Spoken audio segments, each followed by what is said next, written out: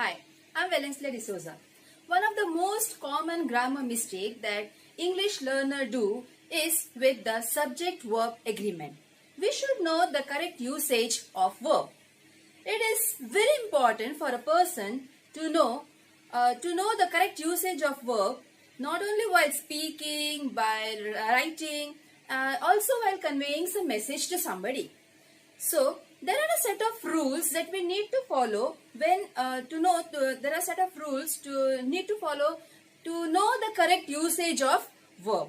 So let's go ahead and look at the rules that dictates the correct usage of verb. Here we have the first rule. What is the first rule says? A verb must agree with the subject in its number and person. What does that mean? Yes, whenever the subject is singular, the verb should be singular, and whenever the subject is plural, the verb needs to be plural. Okay. Now this is one of the most common rule, that is the most pioneer rule that you have to keep in mind forever. So let's look at an example. Dog barks. Dogs bark. Now in the first example, as you are seeing here, it is a dog. We are talking about a single dog. So it is singular. So look at the verb, it's barks. Barks. Okay, barks means it is in the singular form. Same way, when you are making the subject plural, dogs, the verb becomes plural, that is bark. Now one thing you should keep in mind is the verb never forms a plural form while, like is given over here. Verbs do not form the plural by adding an s. Okay, as in nouns do. For example, when you are talking about a noun, we say book, one single book. But when it is about books, we say books, many books, isn't it? One chair, many chairs. One table, many tables. One room, many rooms. So that is the thing in case of noun. But in case of verb, it goes vice versa. Okay, whenever you are adding the s to the verb, it makes the verb singular, and without s is the plural form. See, for example, he speaks softly. Now he is a single person, it's singular, so the verb should be with the s. So speaks, he speaks is singular. The same way, when you look at the next example, they speak. They speak. So here I am saying speak is in the plural form. Okay, so because this they is again plural, the pronoun is plural, so the verb also should be plural. Subject is plural, the verb also should be in the plural form. So that is the thing you have to keep in mind. The verb never makes a plural form on adding as we do in the noun. There are some more examples like she is, or she was, she has. Now she is in the singular form. It's only, we are talking about one girl, one woman, or whatever it is. Okay. So the same way, she runs, she talks, she sings, and so on. Now when we have the plural subject, they are, they were, they have, they run, they talk, they sing. Okay. So one thing it should be very clear to you, the verb do not form a plural form, plural word. Verb do not form a plural verb by adding s as nouns do. And am is a verb which is always used with the pronoun I. Let's look at some more example with the first rule that we have already studied. That is a singular subject, singular verb, plural subject, plural verb. So it's like the honeybee, one single honeybee, stings badly. Stings, singular form. The honeybees, here I am adding an s, and it's making the honeybee plural, sting badly. Okay. Next, the ant is, one ant is carrying a grain of grass. Singular. The ants, there are many ants. The ants are carrying sugar. Okay. Next, one more example. He does his work sincerely. He, singular. Does. Now does is in the singular form. So what's the plural form of does? It's do. Does do. Does singular, do plural. They do their work sincerely. So they is making the subject plural. So we have the plural verb, that is do. Next, the dog was barking. One dog. The dog was. Okay, singular form. The dogs were, plural, were barking very loudly. So I hope the first rule is very clear to you. Singular subject will take a singular form, singular verb, and the plural subject will take a plural verb. Now, let's move on to the next rule.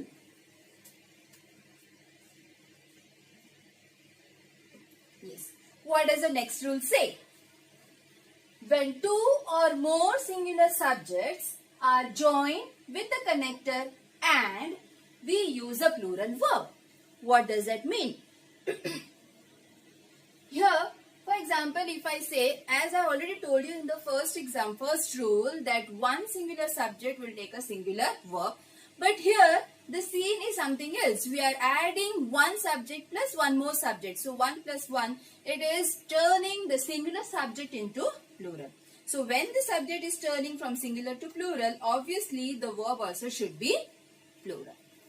So, it's like Rahul and Sachin are playing cricket. So, here Rahul and Sachin. We are talking about Rahul plus Sachin. We are adding up the two subjects, the two boys. That is making the singular plus singular into plural. So, the subject is turned into a plural form. So, we are going to take a plural verb. So, are is pointing towards a plural verb. It's a plural form.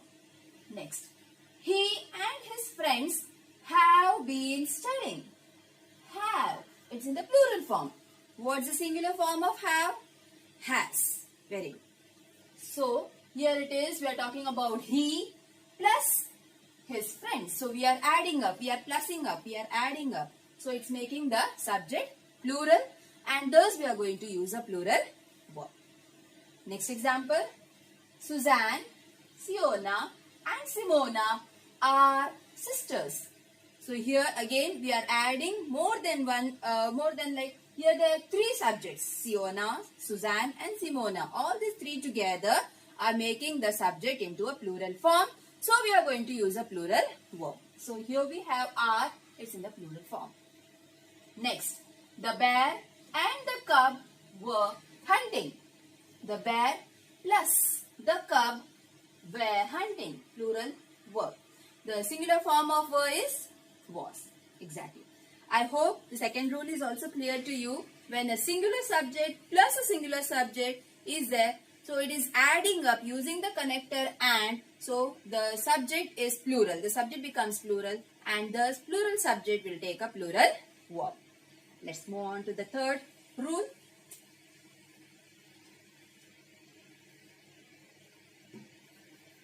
Yes. What does the third rule say?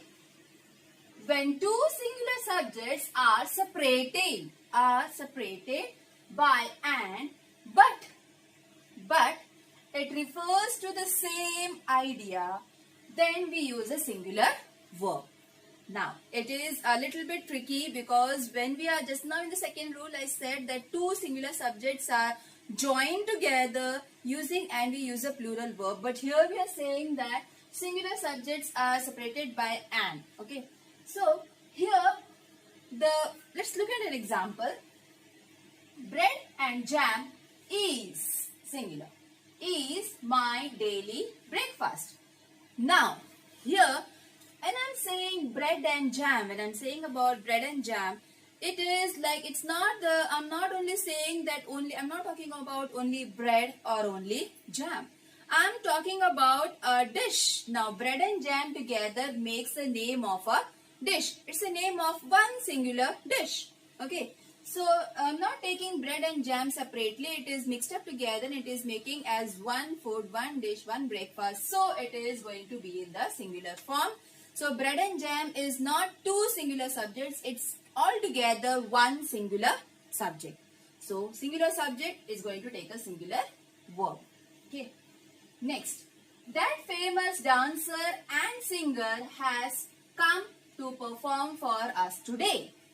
Now, When I'm talking about that famous dancer and singer, again, I'm not talking about two different people, like one is a singer and one is a dancer. No, I'm talking about one single person, one single artist. She is the dancer and even the singer. She is a very good dancer, plus and she is also a very good singer. So this both quality belongs to one single person. So I'm not talking about two different people. I'm talking about one single person. She is a dancer and she is a singer also. That's why the subject is also singular, and we are going to take a singular verb. Next, the honorable director and principal of our school speaks with the S singular eloquently. Okay. Once again, now when I'm talking the honorable director and principal, again I'm not talking about two different people. I'm talking about the same principal. She is the director and also the principal of our school. Okay, so I'm talking about single person. They're having two qualities. She is also the director and she is also the principal, and she speaks eloquently. Next, time and tide waits for none. Once again, when I'm saying time and tide waits for none, I'm talking about one idea. Time and tide together is giving one idea that it waits for none. You have to be very quick and you have to be very sincere in your work. Okay. So your time and tide are not two different things. It's one single thing giving out the same idea. Okay. So it is very important for you to find out whether the connector and is used to denote two different subjects, or it is joining the two subjects and giving out one idea. Okay. Next, let's move on to the next rule.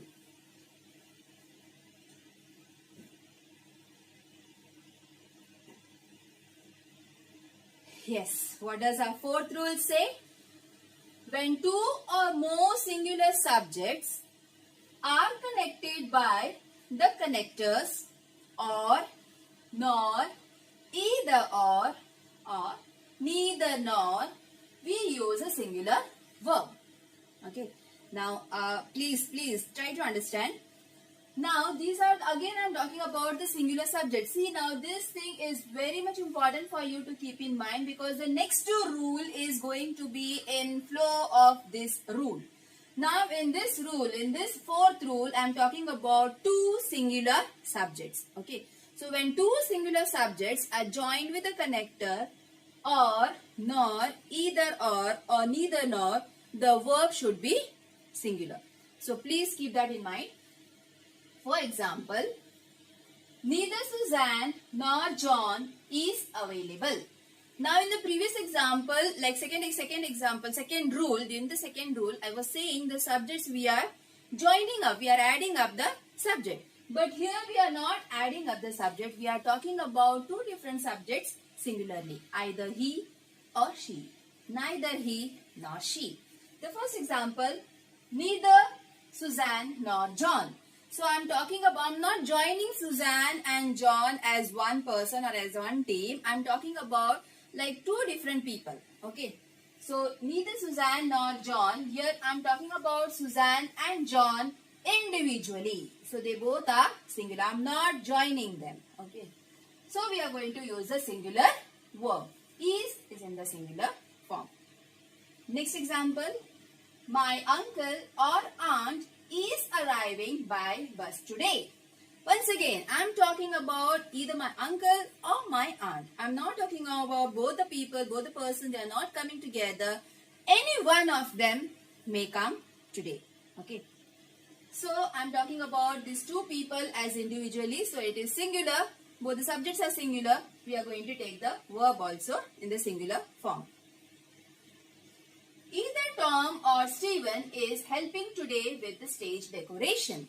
Once again, I am not talking about both of them are going to help. No. Either Tom or Stephen. Any one out of these two are going to, they are going to come and they are going to help. And he or he is going to help us out during the stage decoration. Last example.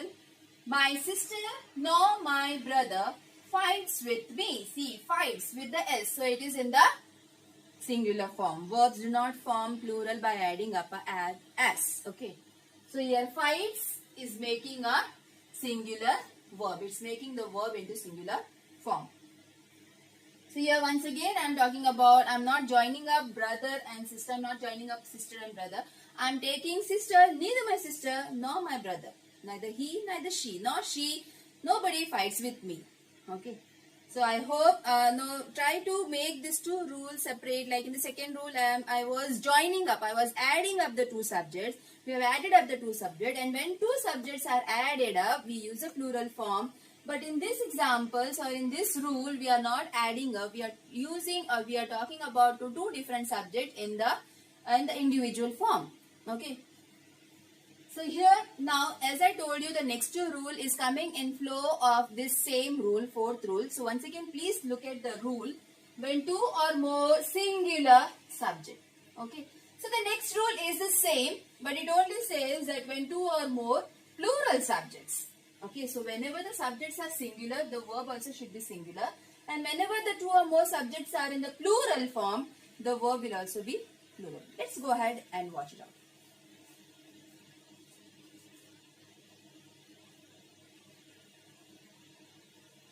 Yes. What does the fifth rule say? When two or more plural subjects. See, I told you just now. In the previous rule, it was talking about two or more singular subjects joining together. Here we are talking about plural subjects joining together. So both the subjects are going to be in the, or any one, the subject should be in the plural form. When two or more plural subjects are connected by the connector either or neither nor, we use a plural verb. Okay. Let's look at an example. Either you all or your friends have messed up this place. So, which are the subjects over here? You all. And what is the next subject? Friends. Okay. So, you can see both the subjects are in the plural form. So, as the rule says, when two or more plural subjects are joined together, we are using, joined together with either or, neither nor, we have a plural verb. So, here this subject is plural and even this subject is plural. So, we are using the plural verb, that is have. Okay. Next, neither the goats nor the cows are in the barn. So, which are the subjects over here? Goats, the plural form. Cows, again in the plural form. Okay. So, once again, let's have the connection between the fourth rule and the fifth rule. In the fourth rule, we said two singular subjects, two or more singular subjects are joined together. Singular plus singular, it is going to, means if it is joined together with the connector either or, neither nor, or nor, then it is going to take a singular verb. Same way here it is talking about like two plural subjects. Okay, so this is plural, this subject is also plural. Again we have goats in the plural form, cows also in the plural form. So we are going to take the verb also in the plural form. Now, the next rule, the sixth rule is going to say when two subjects are there, but when both are singular, in the fourth, both are singular, verb will be singular. Both are plural, verb will be in the plural. What if one subject is singular and the other is plural? Okay. So, then in that case, we are going to choose or we are going to select the verb on the basis of the subject that is nearest to the verb. Let's have a look.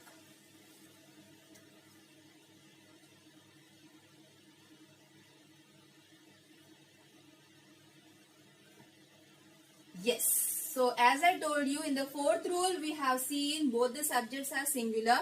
In the fifth rule, we saw that both the subjects were plural. But here, what will we do if one subject is singular and the other one is plural?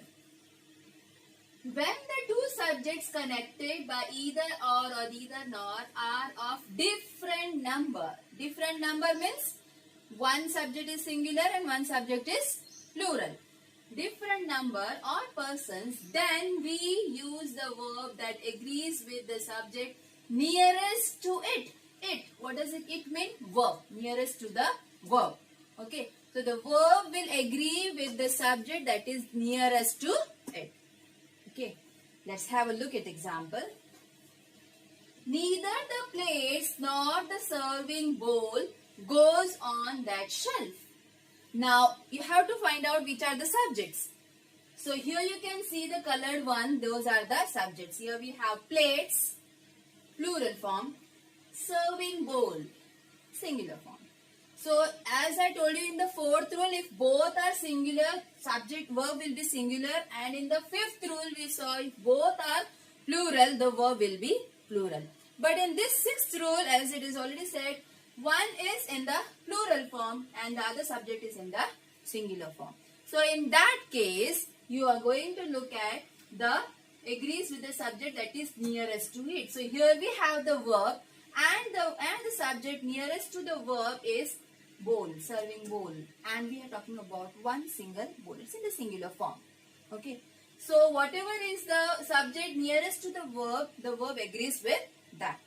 The same sentence will put the subjects up and down. Neither the plate, one plate, nor the serving bowls. So here we are making the bowls into plural form. Go is in the plural verb. It's in the plural form on that shelf. Okay, I hope the concept is getting clear to you. Here we have the plural form and the singular form. Verb has to agree with the nearest one, and this was singular, so it's singular. Here we are making the subject over here singular and the subject nearest to the verb we are making it plural. And because the subject nearest to verb is plural, we are going to take the verb also in the plural form. Okay. So once again, whenever the subjects are in different in number, different in numbers or different in person, the verb will agree with the subject that is nearest to the verb. The subject which is nearest to the verb. Okay. Next example. Neither the teacher nor the children were in the class. So which are the subject? The teacher and children. So teacher is singular. Children plural. You know, children is plural. Singular form of children is child. So now the verb will agree with the nearest subject, and the nearest one, the next one is the children. It's in the plural form. So verb also should be in the plural form. Were is the plural form. The same example, I am putting it up and down. Neither the children, now the plural word is over here, nor the teacher. So here the first subject is plural and the second subject, or we can say the nearest subject, the subject nearest to the verb is in the singular form. So the verb also should be in the singular form. So it is teacher was. Okay, was is in the singular form. Okay. I hope it's getting clear to you. Once again, the fourth rule says that singular subject and again one more singular subject is going to take connected by the connector either or, neither nor, or nor. The verb is going to be singular. Fifth rule says two plural subjects connected together with the connector either or, neither nor. It's going to take a plural verb. And the sixth rule says when two different subjects are different in number, one is singular, one is plural, in that case we are going to select or we are going to choose the verb according to the subject nearest to the verb. Okay, I hope it is getting clear to you. So here we come to the end of the first part of the topic subject verb conquered. Do not forget to watch the second video, that is the second part of the same topic, which also contains a small concept test gain at the end. Try to recall and recollect these rules to acquire the perfect English language knowledge. Thank you for your time. We'll meet soon in the next video. Thank you.